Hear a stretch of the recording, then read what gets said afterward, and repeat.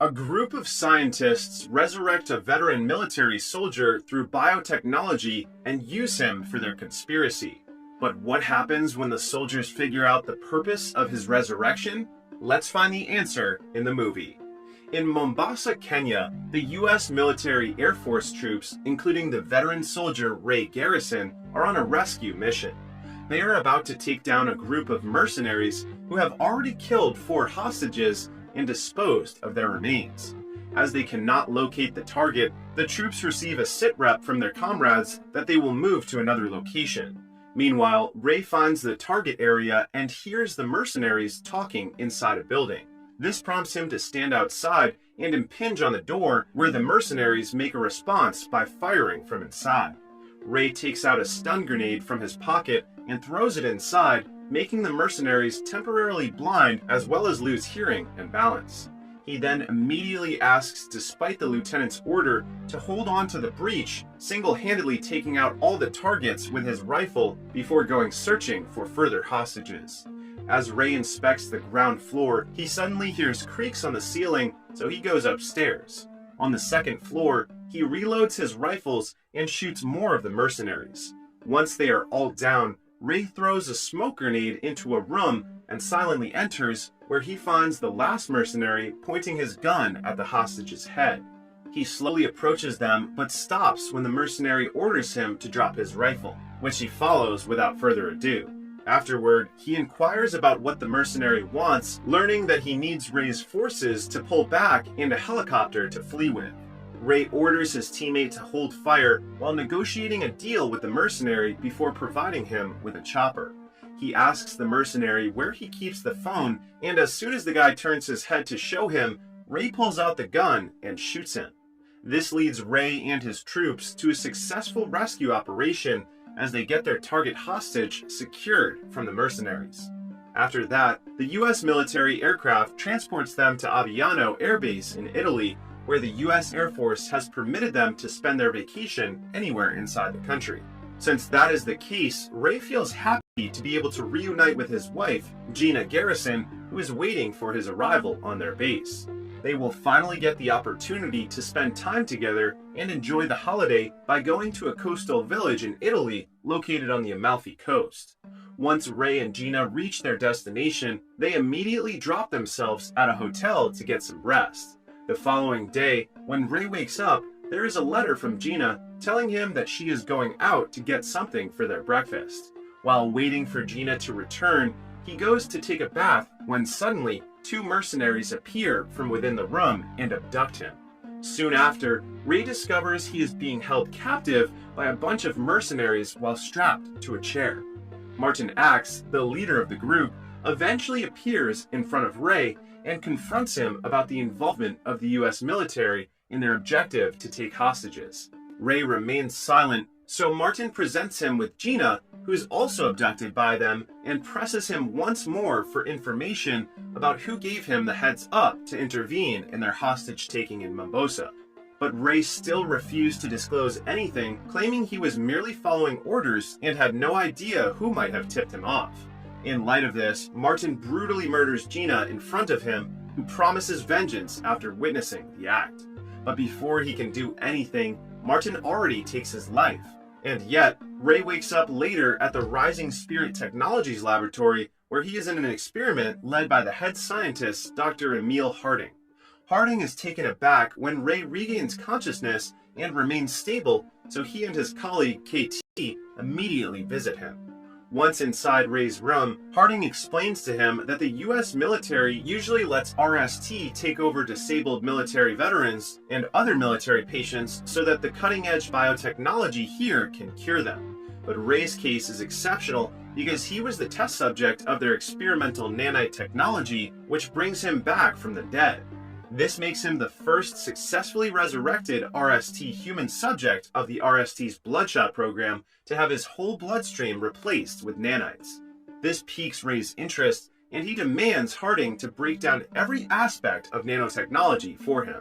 After showing him the operating room and saying they work on developing methods to increase the speed and strength of the military's armed forces, Harding then brings Ray to his private laboratory room and suddenly slashes his hand to demonstrate the nanites. He reveals that the nanites are helping his body recover from injuries, and it can also make him stronger. However, Harding cautions Ray that his nanites can run low, so they need to be recharged regularly to keep them from wearing out and causing him to die again.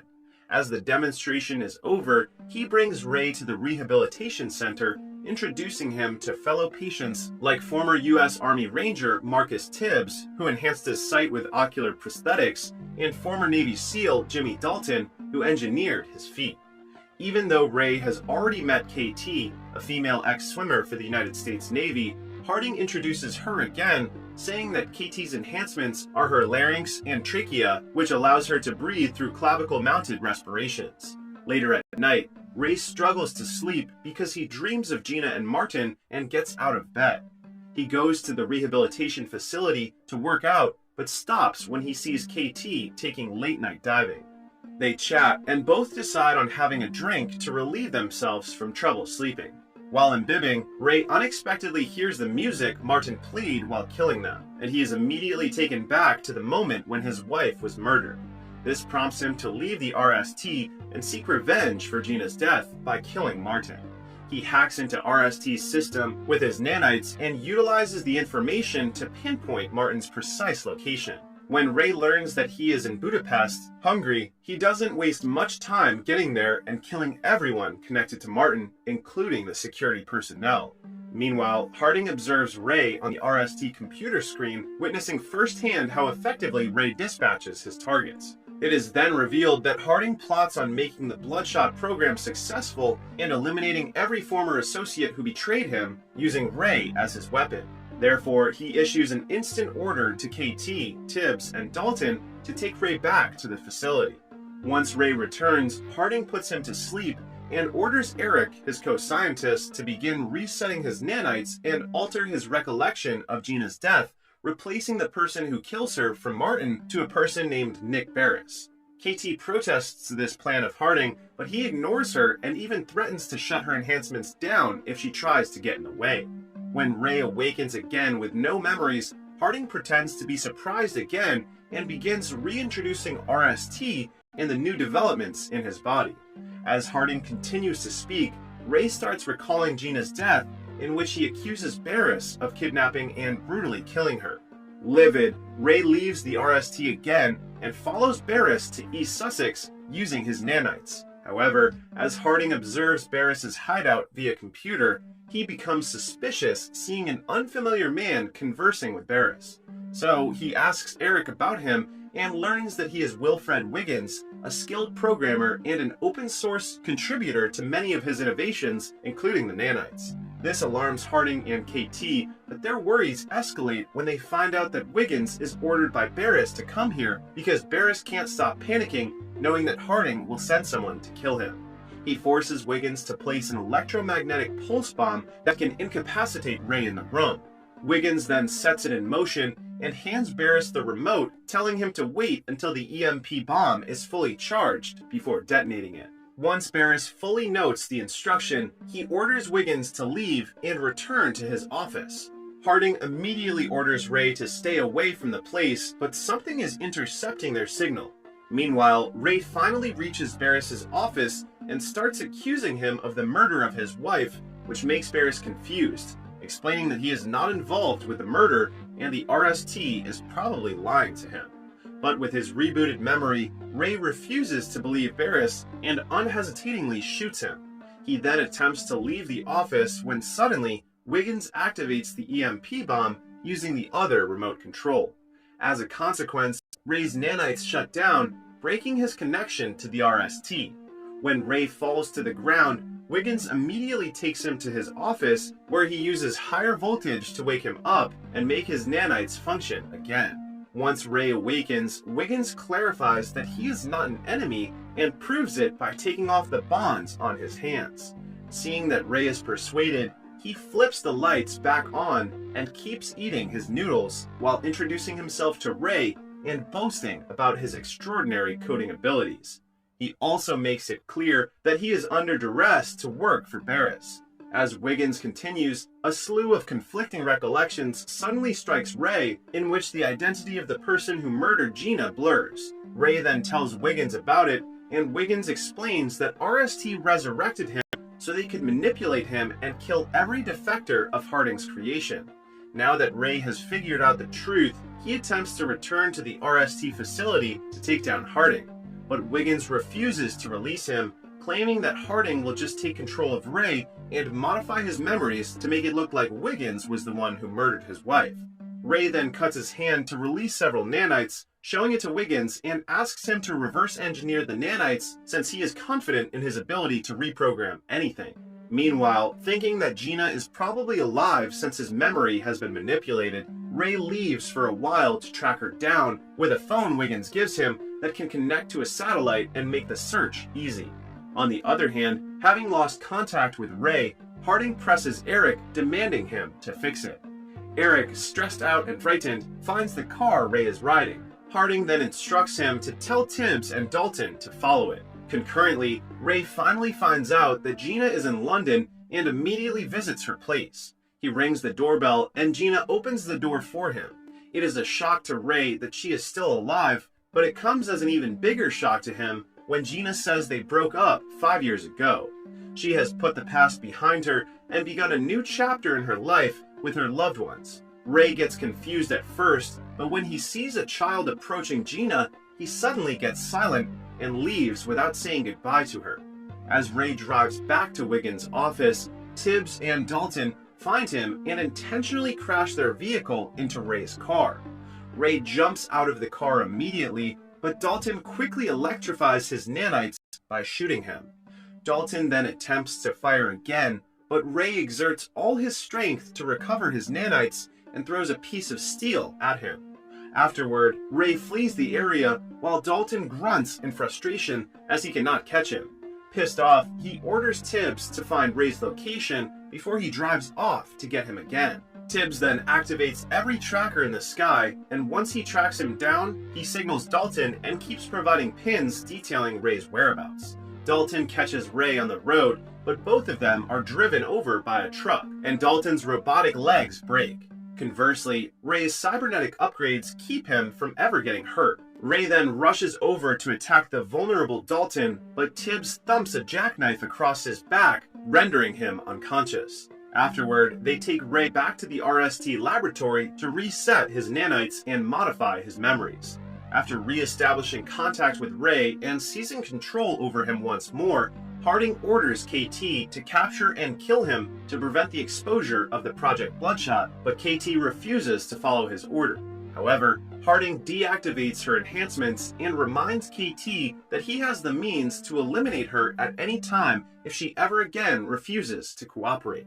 He then activates her enhancement again, and KT has no choice but to do his command in capturing Wiggins. Soon after landing in London, KT gets a call from Eric informing her that Wiggins is in the Monteverde in Soho and has brought guards with him. KT then takes mental note of Eric's detailed description of Wiggins and patiently awaits his arrival at the front door. When she finally spots him emerging from the building, she launches her strategic attack by borrowing a lighter from him and blowing smoke right at his face until he passes out. KT then knocks off Wiggins' guards to ensure that no one would stop her from capturing Wiggins. But instead of murdering Wiggins, she plots a scheme with him against RST. KT has favored him for his potential assistance in her plan to escape RST's control and destroy the company's Bloodshot project. A while later, she returns to the RST facility alone and tells Harding that Wiggins managed to escape since he was anticipating her arrival. She then places the responsibility on Eric, saying he was careless in his search for Wiggins, leading to Harding's disappointment. Having exhausted all other options, Harding implements his backup plan, which entails giving Eric strict instructions to implant in Ray's memories that Wiggins must be killed. This prompts KT to storm out of the laboratory and immediately proceed to the control room, where she disrupts Ray's reprogramming process. She alters the sim and connects it to Wiggins' computer to let him do the rest. On the other hand, Harding quickly realizes that KT has tampered with the simulator and rushes to the command center to stop her. But it's too late. Wiggins has already gained access to the RST administration and takes complete control of the awakened Ray. In preparation for Harding's arrival in the control room, KT suits up in body armor laden with smoke grenades. Once inside, Harding makes another attempt to use his remote to shut down KT's rebreather, only to find that he has been locked out. KT throws the smoke grenade at him and runs out of the command center. Afterward, she initiates phase 2 of their operation and destroys the RST technologies using canisters. Meanwhile, Harding informs Dalton and Tibbs that KT has gone rogue and Ray is awake and offline, and commands them to find Ray, shut him down, and eliminate him if necessary. In the light of this, Dalton and Tibbs instantly put on their combat gears and grab their high-tech weaponry. Tibbs tracks down Ray with the help of the cybernetic eyes monitoring system, while Dalton is on the mission of bringing him to heal. As they begin their task, Tibbs spots Ray on his way to the 74th floor level and notifies Dalton. Dalton, anticipating Ray's arrival on the floor, activates his advanced technology weapon and waits for an opportunity to attack. As expected, a battle breaks out between the two. However, it soon becomes clear that Ray is too powerful to be stopped alone, causing them difficulty recapturing him. Their battle gets more intense when the building begins to collapse and Dalton lets Tibbs fall even though he hears him yelling for aid. Dalton has no remorse and is solely focused on destroying Ray, but also gets killed when Ray falls, dragging him off the building. Ray, on the other hand, survives due to the nanites that protect him from damage.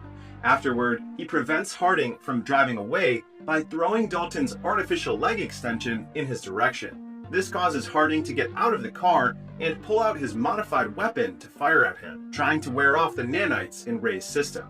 But Ray does not worry about him getting killed and proceeds to walk toward Harding. That forces Harding to reload his gun with a new grenade launcher and fire at him again. He expects that Ray will finally stop since his nanites levels are depleting.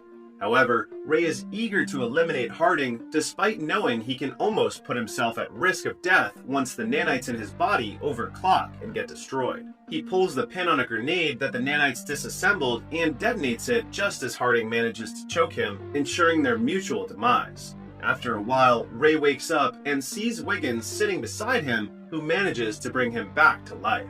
Wiggins also enhanced Ray's physical endurance, making his nanites completely independent. The movie ends with Ray getting a fresh start in life with his new family, Wiggins and KT.